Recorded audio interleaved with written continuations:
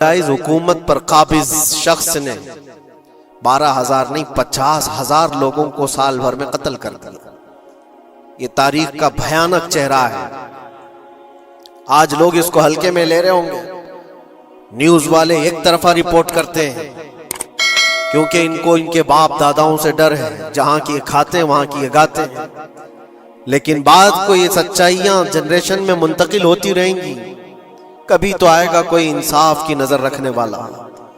اور انسانیت کا قتل کتنا بڑا قتل ہے، ایک شہر کے 50,000 لوگوں کو قتل کر دینا، اور ایسے کہ وہاں کی عمارتیں پورے راکھ کے ملبے میں چلی گئی۔ صدیاں لگ جاتی ایک شہر کو بسنے میں، ایک گھر کو بنانے میں آدمی کی اپنی زندگی گزر جاتی ہے۔ کیا کیا ارمانوں سے گھر بناتے ہیں، لیکن ایک پل میں کسی کا گھر اجاڑ دیا، اس کے سامنے تڑپتے ہوئے اس کے باپ کی لاش ہو، ماں کی لاش ہو۔ وہ تصویریں کہ آپ نے نہیں دیکھی کہ ایک باپ چھوٹی سی بیٹی کو لے کر کے دوڑ رہا ہے تو اس کا بیٹا الگ پیر اور ہاتھ جلے ہوئے بم سے تڑپ رہا ہے، وہ کس کے درد کو دیکھے۔ یہاں تک کہ میں نے دیکھا کہ بیٹی کو باپ یہ نصیحت کر رہا ہے، تھوڑا اور صبر کر لے بیٹا، شہادت ملنے والی ہے۔ کون کرتا ہے یہ؟ موت سے پہلے اپنے بچے کو اتنی تلقین کر دے۔ حالات ایسے۔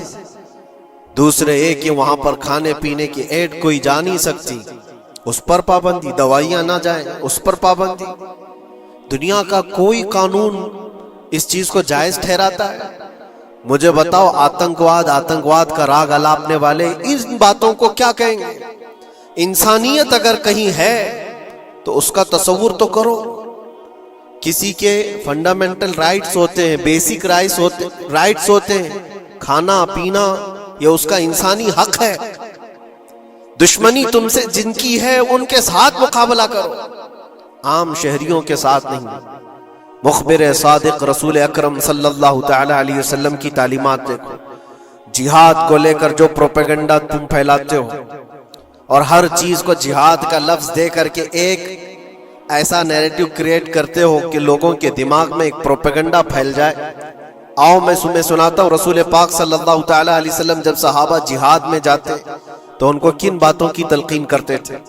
سب سے پہلے مجاہدین صحابہ سے کہتے جس جگہ تم جا رہے ہو مقابلہ تمہارا جن کے ساتھ ہے انہی سے مقابلہ کرنا، جو تمہارے خلاف تلوار اٹھائے اس کے خلاف تم تلوار اٹھاؤ، اور راستوں پر بیٹھے ہوئے بوڑھوں کو ہاتھ نہ لگانا، کسی عورت کے ساتھ چھیڑ چھاڑ نہ ہو، حاملہ عورتیں اگر قید میں آ جائیں تو انہیں چھوڑ دینا۔ یہ حضور پاک صلی اللہ علیہ وسلم کی تعلیمات ہیں۔ حتیٰ کہ رسول کریم صلی اللہ علیہ وسلم نے یہ فرمایا جس شہر میں تمہارا غلبہ ہو جائے، تم غالب آ گئے وہاں کی فوج پر، تو وہاں کے رہنے والوں کے بچوں کو نہ ظلم کرنا، ان کو نہ پکڑنا۔ پھر تعلیمات میں یہ ہے وہ چاہے جس مذہب کے بھی لوگ ہیں ان کے معبدوں کو، ان کی عبادت گاہوں کو ختم نہیں کرنا، ان کی عبادت گاہوں کو توڑ پھوڑ نہ کرنا جس شہر میں تم جا رہے ہو۔ یہاں تک کہ حضور اکرم صلی اللہ علیہ وسلم کی تعلیمات تو دیکھو، حضور یہ تک فرماتے تھے مجاہدین صحابہ کو کہ جس شہر میں تم جا رہے ہو وہاں کے درختوں کے پتے بھی نہ اکھاڑنا، درختوں کو بھی نہ نقصان پہنچانا۔ جنگی تعلیمات کو آج کوئی نظر میں نہیں رکھتا ہے۔ دنیا کہتی ہے کہ جنگ کے دوران بھی کچھ اصول ہوتے ہیں، لیکن کوئی اصول نہیں۔ ہم نے دیکھا ہے جس کی طاقت ہے اس کا بول بالا ہے۔ یہ دنیا ان کے خلاف کبھی کوئی بات نہیں کرتی۔ آج سے تقریباً 20 سال پہلے بھی عراق کی کیا حالت تھی آپ نے دیکھا ہوگا۔ ایک جھوٹے پروپیگنڈے کی وجہ سے پورے عراق کو تباہ کیا گیا، آج تک وہ سنبھل نہیں پایا ہے۔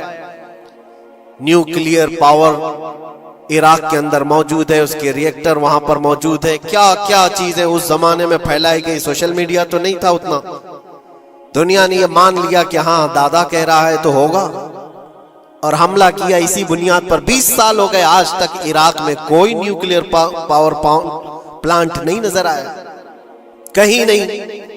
ایک جھوٹے پروپیگنڈے کی وجہ سے وہاں کے کتنے لاکھ لوگوں کو بے گھر ہونا پڑا ہے پتہ ہے۔ کچھ جگہ ایسی ہیں جہاں بم برسائے گئے، آج تک وہاں کوئی سبزہ نہیں اگتا۔ کوئی وہاں پر فصل نہیں ہوتی. میں نے خود اپنی آنکھوں سے دیکھا ایک نیا میدان جس پہ لوگ فٹ بال کھیلتے تھے، چند سالوں کے بعد دیکھو تو پورا میدان قبروں سے بھرا ہوا ہے. قبریں ہیں وہاں پر، پوری قبریں. لوگوں کو جنازہ اٹھانے کے لیے لوگ نہیں ملتے. موت اتنی عام کر دی گئی تھی. ان باتوں کو کوئی کہتا ہے؟ آپ نے سنا کبھی ابو غریب جیل کے متعلق؟ قیدیوں کے ساتھ جو وحشیانہ سلوک کیا ان گوروں نے، اللہ کی پناہ. بہت سخت قسم کے، دنیا میں بدنام زمانہ جیل اس کو کہا جاتا ہے. ہر طرح کی وہاں پر قیدیوں کے ساتھ آزمائشیں ہوئی، ہر طرح کی. ان پر کتے چھوڑ دینا، ان کی شرمگاہیں کاٹنا، ان پر پیشاب کرنا، ہر چیز جو انسانیت سوز ہے، انسانیت کو جلا دینے والی، یہ ساری حرکتیں کی گئی. دنیا خاموش ہے اس سلسلے میں.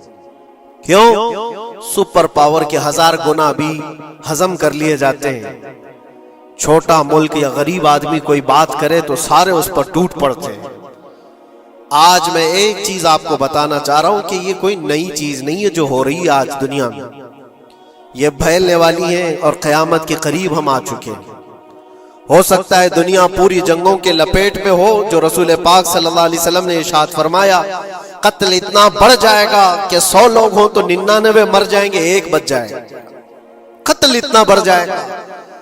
یہ جنگ کی آگ ہو سکتا ہے آس پاس سب پھیل جائے، جس کی وجہ سے اس وبا میں، اس بلا میں سب ملوث ہونے لگ جائیں گے. اور ایک بات یہ بھی یاد رکھو، چاہے جیسی بھی حکومت ہو، تاریخ پوری اٹھا کر کے دیکھنا، ظلم کے بعد جو غرور و تکبر میں آ کر فرعون بننے کی کوشش کرتا ہے، اس کا انجام اللہ تعالیٰ بہت بھیانک فرماتا ہے. بہت بھیانک انجام ہوتا ہے. اب کے ظالم بھی اپنے انجام کے بہت قریب آ چکے.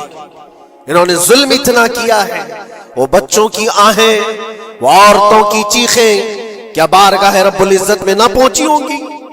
رب تبارک و تعالیٰ خود فرماتا ہے سَيَعْلَمُ الَّذِينَ ظَلَمُوا أَيَّ مُنْقَلَبٍ يَنْقَلِبُونَ. ان قریب ظالم یہ دیکھ لیں گے کہ کس پلٹی میں اللہ تعالیٰ انہیں گرانے والا ہے. جو جال وہ اپنے دشمنوں کے لیے بنتے ہیں، اللہ تعالیٰ اسی جال میں ان کو پھنساتا ہے. آج دیکھنا آپ، تاریخ کی سچائیاں آپ کو اس بات کا جواب دیں گی. ظالم یہ سمجھتا ہے کہ میں خدا کے برابر ہو چکا، مجھے کوئی بھی ہلاک نہیں کر سکتا. اللہ تعالیٰ فرماتا ہے اینما تکونوا یدرککم الموت ولو کنتم فی بروج مشیدہ. تم مضبوط قلعے میں کیوں نہ بیٹھے ہو، موت تمہارے پاس آ کر پکڑ لے گی. اور رب تبارک و تعالیٰ کے لیے کوئی چیز ناممکن ہے. لوگ آج ہوا بناتے ہیں کہ ایئر ڈیفنس سسٹم اتنا بڑا ہے کوئی کچھ نہیں کر سکتا. ایک چھوٹے سے پدے سے ایک ناجائز کنٹری کو محفوظ دکھانے کے لیے دنیا پتہ نہیں کیا کیا باتیں وائرل کرتی ہے. اسرائیل کے پاس آئرن ڈوم ہے، ایئر ڈیفنس سسٹم اتنے بڑے ہیں، کوئی نہیں آ سکتا. وہ خدا ہے؟ کوئی خدا ہے؟ لیکن دنیا آج دیکھ رہی ہے، بہت ساری چیزوں کو دیکھ رہی ہے. مجھے یہاں پر کسی کے سلسلے میں نہیں کہنا ہے، لیکن ایک بات کہنا ہے کہ نشہ میں چور، گھمنڈ میں چور جو بندہ ہوتا ہے، اللہ تعالیٰ کبھی اس کو مچھر سے بھی ہلاک کرتا ہے. بہت بڑی طاقت کا اس سے مقابلہ ہونا ضروری نہیں.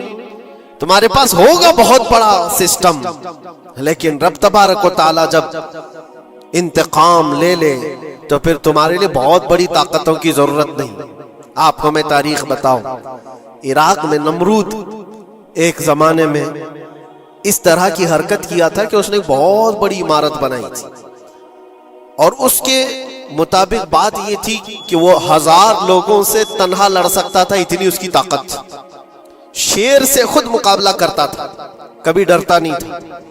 نمرود کی طاقت مشہور تھی اس زمانے میں، اور سارے لوگ اس کی طاقت کا لوہا مانتے تھے، حتیٰ کہ وہ کبھی اپنی زندگی میں بیمار نہیں ہوا تھا. آدمی جب بیمار نہیں ہوتا تو اس کا غرور بڑھ جاتا ہے، سوچتا ہے مجھے کچھ ہو نہیں سکتا. نمرود نے اس کے بعد یہ دیکھا ساری دنیا میرے قبضے میں ہے، طاقت و دولت کے ذخیرے سب اس کے پاس تھے، لیکن ایک چیز نہیں تھی، موت پر کنٹرول۔ اس کو کیسے کیا جائے کنٹرول؟ یعنی مرنے سے بچ تو نہیں پائے گا، یہ کنٹرولنگ پاور بھی ہمارے پاس ہونا چاہیے۔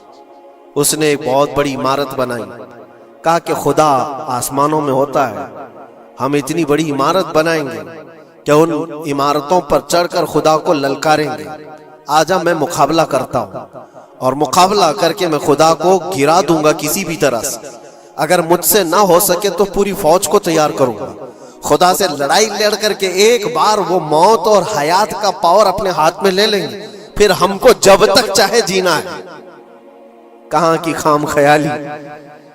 لیکن اس نے بنایا، پوری دنیا بھر سے لوگوں کو جمع کیا، سب کی زبان ایک بنایا، سب کی کرنسی ایک بنایا، ساری اس پوری دنیا کے لوگ اس کی فوج میں، سب کو یہ باور کرانا شروع کیا کہ ہماری لڑائی ہے دنیا سے نہیں، ہماری لڑائی کریٹر سے، خالق سے۔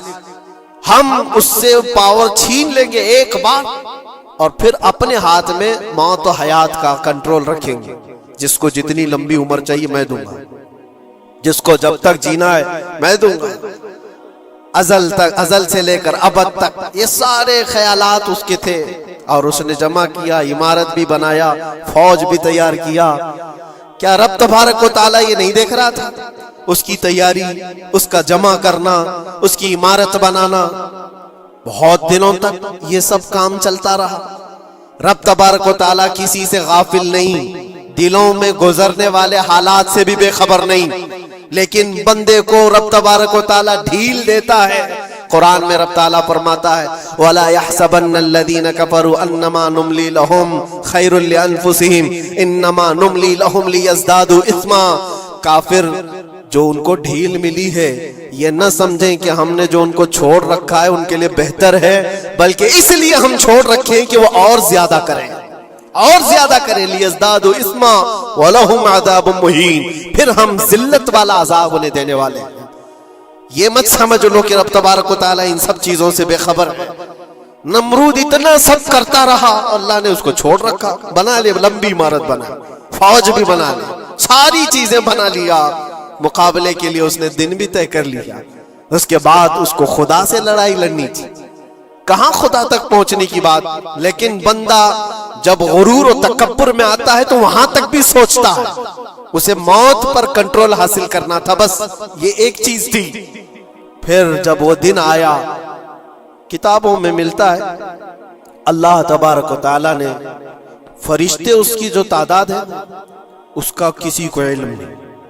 بارش کے جتنے قطرات گرتے ہیں نا، ایک ایک فرشتہ بوند لا کر رکھتا ہے۔ اب آپ اندازہ کر سکتے ہیں فرشتوں کی تعداد کتنی ہو سکتی۔ اس میں جو بڑے فرشتے ہیں وہ جبرائیل، میکائیل، اسرافیل اور اسرائیل علیہم السلام، جو سردار ملائکہ ہیں، فرشتے ہیں، ان کے اپنے اپنے کام ہیں، بہت پاورفل فرشتے ہیں۔ ان کی بات نہیں کر رہا، کسی ایک عام فرشتے کو رب تبارک و تعالیٰ نے بلایا اور فرمایا جاؤ زمین پر، ہمارے ایک بندے نے ہم سے لڑائی کا ارادہ کر لیا ہے، اس کی طاقت و قوت اور اس کی جمع شدہ ساری چیزوں کو دیکھ کر کے آؤ۔ وہ فرشتہ زمین پر آیا، جس جگہ پر اس نے یہ سب جمع کیا تھا، فرشتہ اتر کر صرف اپنے پیر ہلایا تھا، پوری عمارت بھسم ہو گئی، کچھ نہیں کیا تھا، اس کی بنائی ہوئی عمارت بھسم ہو گئی۔ جتنی فوج جمع کیا تھا سب کیڑے مکوڑوں کی طرح مر گئے، اور سب کی زبانیں مختلف ہو گئی، کوئی ایک دوسرے کو پہچان نہیں پا رہا۔ یہ منٹوں کی بھی بات نہیں تھی، سیکنڈوں کی بات تھی۔ فرشتہ واپس چلا گیا، نمرود کا زوال ہو گیا، ختم ہو گیا۔ یہ تاریخ کی ایک بات ہے، اور یہ روایت ہم اپنی کتابوں میں نہیں رکھتے، یہ روایت یہودیوں کی کتابوں سے ہی ہے۔ یہودی اس بات کو یقین کرتے ہیں، اور اسی وجہ سے اس بات پر وہ دوبارہ عمل کرنے کے لیے پھر کوشش میں ہے۔ نیو ورلڈ آرڈر جو کہا جاتا ہے، پوری دنیا کو اکٹھا کرنا، ایک کرنسی بنانا، ایک لینگویج پر لانا، اور سب کو ملا کر کے ایک طاقت حاصل کرنا، سپیس پر جانا، اور پھر وہی چیزیں دہرانی جا رہی ہے دنیا، وہی چیز ایک دوبارہ بار ٹرائی کرنا ہے، جس کے لیے آپ کو پتہ ہے یہ چھوٹی سی قوم پوری دنیا پر کنٹرول حاصل کرنے کے کیسے کیسے خواب دیکھتی. اگر آپ جائیں، اسلام دشمنی تو ان کی پرانی ہے، لیکن یہ جو 50,000 لوگوں کا قتل ہے، یہ صرف اور صرف ان کے اپنے ایک چھوٹے مقصد کے لیے. ہو سکتا ہے بہت ساری باتیں ہوں، غزہ پٹی ایک ہی علاقہ بچا ہوا ہے فلسطین کا، باقی سب تو یہ قبضہ کر چکے 1947 کے بعد، 48 کے بعد. چھوٹا سا حصہ جو باقی غزہ پٹی جس کی 20 لاکھ کی آبادی ہے، اس علاقے پر اتنی زیادہ کیوں کرورتا ہے؟ کیوں؟ باقی سب جگہ پر اور بھی دیگر جگہ پر، یروشلم میں، ویسٹ بینک میں، کئی جگہوں پر مسلمان آباد ہیں. یہ غزہ کے لیے کیوں اس قدر سختیاں ہیں؟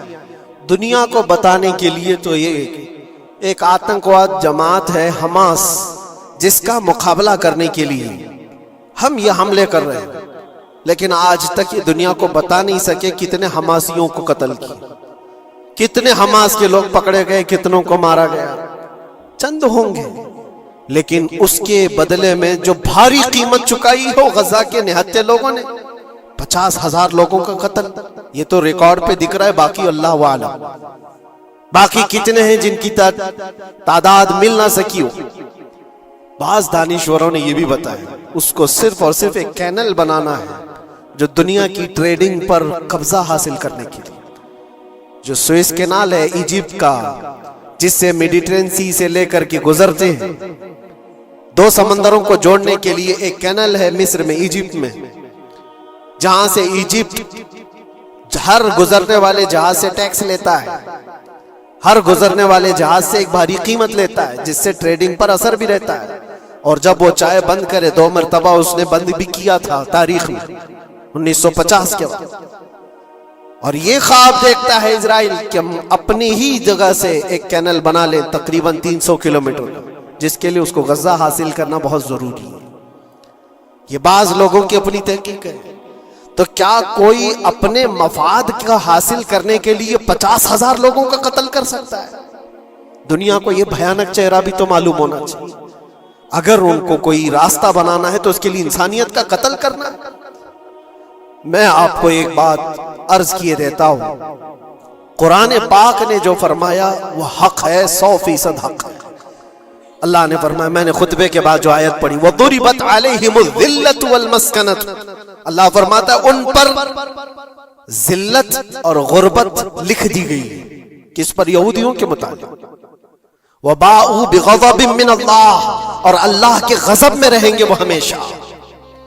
آپ سورہ فاتحہ میں پڑھتے ہیں نا، غیر المغضوب علیہم ولا الضالین. مغضوب کا مطلب کیا ہے؟ جن پر اللہ کا غضب ہوا، اور وہ یہود قوم ہے. قرآن پاک کی میں آپ کو بات بتا رہا ہوں. اور اللہ تعالیٰ فرماتا ہے وجہ کیا ہے؟ ذالک بانہم کانوا یکفرون بآیات اللہ، وہ اس لیے کہ اللہ کی نشانیوں کو ٹھکراتے، ویقتلون النبیین بغیر حق، اور اللہ کے نبیوں کو ناحق قتل کرتے. اب دنیا کو یہ افسوس ہو رہا ہوگا، جیسے میں نے ابھی بتایا 50,000 لوگوں کا قتل وہاں کر دیا، ایران میں گھس گیا، شام میں گھس گیا، لبنان میں گھس گیا، ہر جگہ مار مار مار اور لوگوں کا قتل.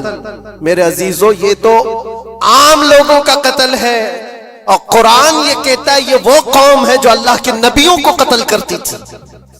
اور تاریخ میں ہے تقریباً 10,000 نبیوں کو انہوں نے قتل کیا ہے. 10,000 نبیوں کو انہوں نے قتل کیا ہے، صرف اپنی من مانی بات نہ پائے جانے کی وجہ سے. حضرت زکریا علیہ السلام کی بات معلوم ہے، یہ تو بیت المقدس کے متولی تھے. زکریا علیہ السلام بیت المقدس کے امام تھے، جن کا ذکر ہے قرآن پاک میں. حضرت زکریا علیہ السلام کے پیچھے یہی قوم جو ان کی امت میں تھی، یہودیوں کے لیے بھی وہ مقدس نبی تھے. لیکن ان ظالموں نے حضرت زکریا علیہ السلام کو دشمنی میں رکھ کر کے ایسا قتل کیا تھا. اللہ اکبر. زکریا علیہ السلام ان سے بھاگ کر کے نکلے تھے اور ایک درخت کو جا کر کہا، اے درخت کھل جا، میں تجھ میں آتا ہوں. درخت کھل